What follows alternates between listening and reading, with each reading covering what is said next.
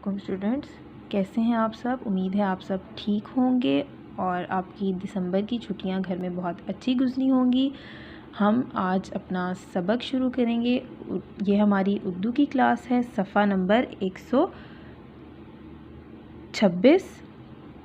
सबक का नाम है हम सब शौक़ से पढ़ेंगे। ऊपर आप लिखेंगे जमात का काम, दिन है मंगल और तारीख़ है 12 जनवरी 2020। आप बड़े होकर वतन के लिए क्या क्या करेंगे, तरतीब से लिखिए। सबसे पहले हम अपने वतन के लिए क्या करेंगे। अपने वतन को साफ़ सुथरा रखूँगा या रखूँगी।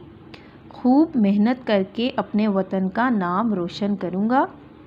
वतन की खुशहाली के लिए अच्छे काम करूँगा।